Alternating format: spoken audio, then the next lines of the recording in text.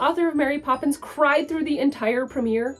Not tears of joy either. Or that One Flew Over the Cuckoo's Nest upset the author so much that he sued? These are 8 iconic movie adaptations, and in this video, I'm gonna tell you why the authors of the original books hate them anyways. Let's start with The Shining, a movie that most people consider one of the best horror films of all time. Most people, but not Stephen King. He really doesn't like this, even though it's a beautiful film. These long, fluid tracking shots, this is one of the first times they were ever used in film. It revolutionized horror movies. And for better or worse, Stanley Kubrick was a perfectionist. He shot some scenes like over 100 times. Stephen King has even said he has a ton of respect for Kubrick, but he still hates this film. If you've seen it, you know that first interview scene? Just happens to be exactly what I'm looking for. Well, you know that Jack Torrance is crazy cuckoo bananas. And that is precisely King's problem with it. But Jack Torrance in the book is different. He's a father, yes, and he is a recovering alcoholic, but he moves his family into this hotel hoping to reconnect with them. But the hotel ends up being so evil that Jack Torrance goes insane. The hotel is evil. Jack is not evil, but Kubrick made Jack crazy, and he made him crazy right from the start. So he basically removed that entire character arc. And King is a storyteller. That arc, without it, he said the film had no heart. It was a big, beautiful Cadillac with no engine inside. And that's not even to mention the butchering of Wendy's character, who they turned into a sniveling stereotype. In the book, you get so invested in every single character. It's a feeling you just don't get in the movie. So yeah, clearly authors get attached to their characters, it makes sense, and Roald Dahl was no different. When he wrote Charlie and the Chocolate Factory, Charlie was the hero of that story, and his experience was the focus. So when Dahl realized that in the 1971 film, the giant candy factory and this gleeful Willy Wonka totally stole the show, he took offense. It probably didn't help that he didn't even want Gene Wilder in the film at all. He thought Wilder was pretentious and didn't have enough edge. He would have rather seen Spike Milligan or even that Pink Panther guy, Peter Sellers. He also felt that the songs were too sentimental, and after that experience, he said he was done. He would never let them touch Charlie and the Chocolate Factory again, especially not the sequel, Charlie and the Great Glass Elevator. Now, a couple years later, in 1973, this little animated film called Charlotte's Web came out. Now, this film did get a little bit of criticism because the animation was flat, but mostly people still loved it because it followed E.B. White's story so closely. Now, normally this is an author's dream to have the plot of a movie follow the book so closely. So why did E.B. White hate it? Well, mostly vibes. They had these animals that sing and dance. We've got lots in common where it really counts. And his words, the story is interrupted every few minutes so that somebody can sing a jolly song. I don't care much for jolly songs. But in this case, I think he might have been right. Just look at this. These are some of the early tests by Gene Deitch and his illustrator, Mirko Hanak. Gene Deitch was a director of animated stuff like Tom and Jerry and Popeye, but he says his greatest creative loss was not being able to make this movie, which he believes would have been his masterpiece. Imagine these less cartoony characters with the Mozart soundtrack behind them that E.B. White wanted.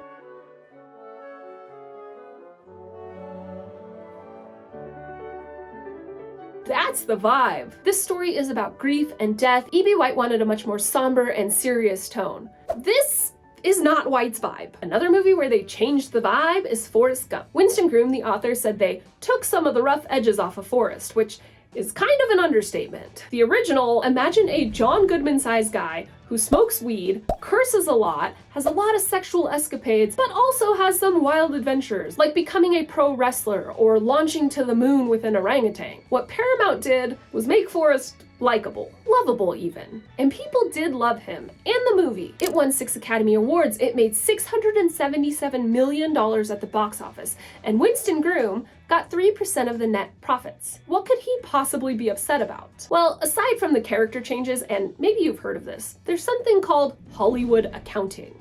It's a real thing. So after they took out a distribution fee, not to be confused with the distribution expense, studio overhead, advertising overhead, interest, negative costs, well, a film that originally cost $55 million to make suddenly costs over $700 million, meaning they took a $60 million loss on it. You know what that means for Winston Groom, right?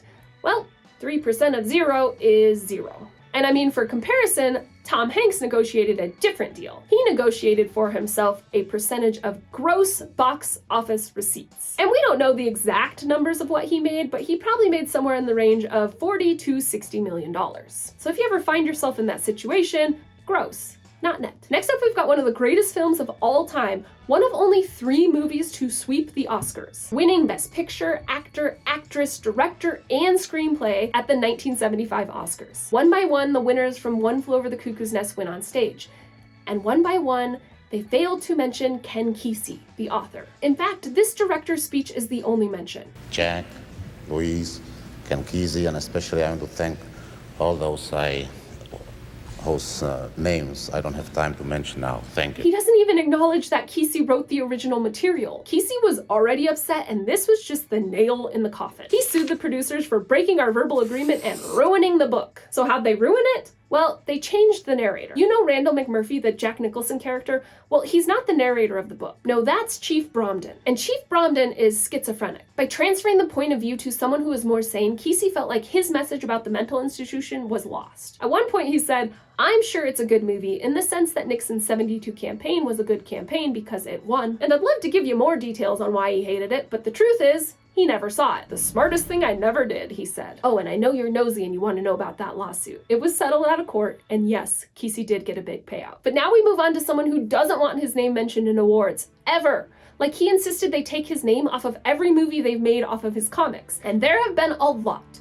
League of Extraordinary Gentlemen, Watchmen, V for Vendetta, From Hell, and Alan Moore, the author, hates every last one of them. It doesn't even matter how good they are, he just never wanted his books to become movies. He's an artist, a comic artist, and his goal has always been to show what's possible with comics. Let's take a look for a minute at Watchmen. This comic completely flipped comics on its head. Alan Moore created a story that had depth. The characters were satirizing superheroes and politics and culture. This comic was written so well that it's one of the first to be treated as literature. But it wasn't just that. The art added even more depth. It wasn't just showing what was happening on screen, it had its own narratives and threads weaving through each panel. In this one, the entire issue is symmetrical, the first page mirroring the last. It transcended comics, and creativity like that is just hard to translate into a movie. And now that Moore's achieved success, he's also become enlightened. He realized just how predatory contracts can be for young authors. Like, DC promised to give him the rights back for Watchmen and V for Vendetta when they went out of print, which they're Alan Moore's original characters. He felt he should get them back at some point. The problem was, DC never intended for them to go out of print. It took Moore many years to realize this, but when he did, he told them, "You have managed to successfully swindle me, and now I will never work for you again." Someone else who vowed never to work for Hollywood again, more specifically Disney, was P.L. Travers, the author of Mary Poppins. Now, I'm sure you know Mary Poppins, this lovely 1964 Disney classic full of animation and songs and Julie Andrews. But you might not know it's based on a children's book. A series of books, actually. You also might not know that the author, P.L. Travers, spent the entire premiere in tears. And not tears of joy. But we need to back up a bit, all the way back to 1943. Walt Disney was at his house when he heard his daughter laughing aloud as she read a book. That book was Mary Poppins. And being a cool dad, he decided to promise her that he would make that book into a movie. He's Disney, how difficult could it be? 20 years difficult. But throw enough money at something and eventually it's bound to go your way. In 1961, Travers needed money, and so she sold the rights to Disney. Finally. And they spent the next couple years trying to agree on a script, something which never really happened. Disney wanted to make the nanny more approachable. Travers wanted her buttoned up, no nonsense. Disney wanted to add animation. Travers was vehemently against it. Disney wanted original songs. Travers wanted only classics like Greensleeves. Her vision was so vastly different to what Disney does, I'm not sure they ever would have agreed. She spent 2 weeks at Disney trying to consult, but according to them, she hated everything. Songs like Supercalifragilisticexpialidocious with made-up words, she said, "Unmake them up." After this, they exchanged correspondence, but Disney didn't really listen to anything she was saying. In the end, their relationship was so fraught that Disney didn't even invite her to the premiere. But Travers was desperate to see the movie, so she traveled there anyways. They found her a seat, but she spent the whole thing in tears. As she recalls, "Because it was all so distorted. I was so shocked that I felt like I would never write, let alone smile, again." She realized that it would now be Walt Disney's Mary Poppins. Afterwards, she found Disney and suggested he remove the animation, to which he replied, "Pamela, the ship has sailed." And so Travers would live the rest of her life immensely wealthy, but also trying to convince people that the real Mary Poppins still resided between the covers of her book. Hard to believe there's something worse than that experience. But it's Hollywood, so there is. Okay, so it's 1997 and I Know What You Did Last Summer just came out. The author, Lois Duncan, didn't have anything to do with the movie, but she's excited to see it. She goes to the theater and she buys a popcorn and she sits down. The movie starts, but she's a little confused because there's a man on the screen with a hook. She thinks she must be in the wrong theater, but no, the title card comes up.